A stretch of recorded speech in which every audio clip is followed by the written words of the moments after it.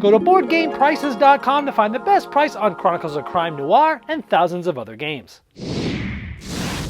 Hello my friends, it's the Game Boy Geek here. Today, we're going back to the Noir era of the 40s and 50s, back in where, they had the hats, the chapeaux, the smoking, and the jazz music. So today, we're going to be taking a look at the first standalone expansion for Chronicles of Crime, which is a cooperative game that made my top 10 games of the year. And this one's set in a new setting. So let me show you what's different about this from the original game, and then I'll see you on the other side.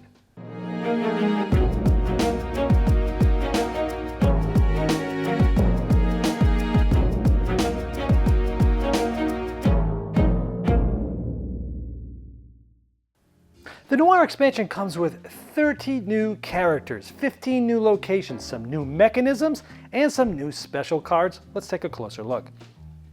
Now I don't want to spoil anything, I just want to show you a good sort of cross-section of the art in this version. I actually prefer this art better than the original art. I still like the original art, but I like this one even better. Just to give you a little flavor of what it looks like, here's 8 of those 30 cards.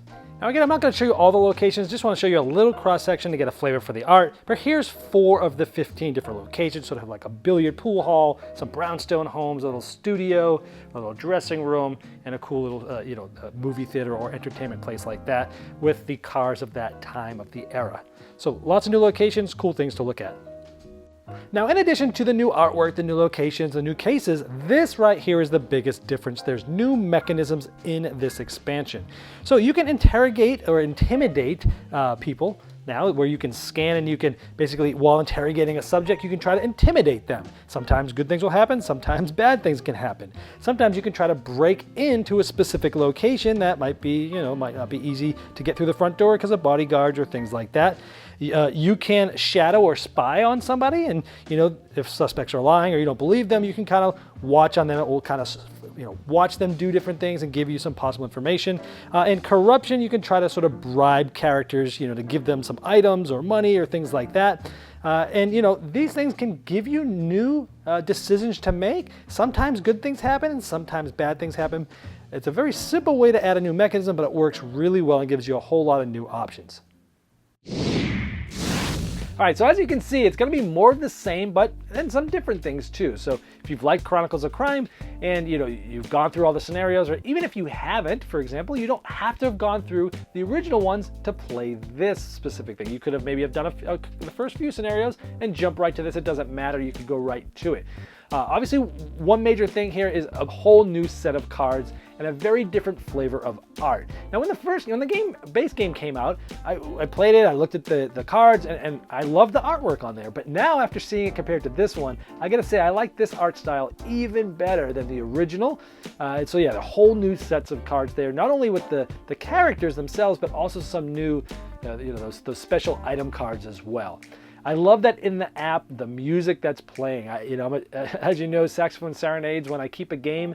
I'm into jazz, and this plays that noir jazz style music, and I found myself being quite mesmerized listening to it as we were playing. A couple times I spaced out and was just listening to the music and the saxophone and had to get myself back in the game. But I love the music in the app. It really sets the tone. It really sets the stage. It makes you feel like you're in that era.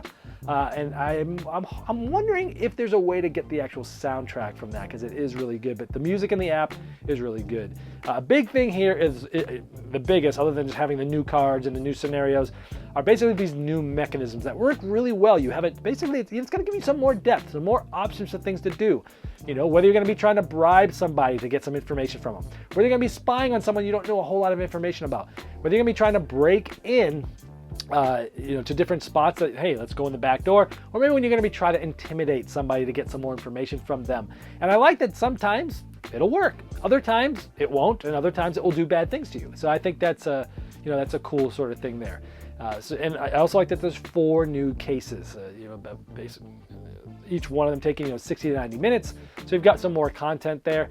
2 of them medium, 2 of them hard. I will say the first one I would say is more leaning towards easy than medium. That one only took us about 60 minutes and we got a 94 out of 100 pretty quickly. So 2 new cases, 2 medium, 2 hard. And another good positive is you can find it online for less than $20. That is a lot of content 4 new scenarios, new cards, new mechanisms for under 20 bucks. If you like Chronicles of Crime, this is really a big no-brainer. Can't think of anything negative to say about the expansion. If you like the original, you're really gonna like this. And that's Chronicles of Crime Noir. The overview in this video was shot on a Watson model Game Topper. Upgrade every game you play with the ultimate gaming accessory. Game Toppers, shipping now. Check them out at GameToppersLLC.com.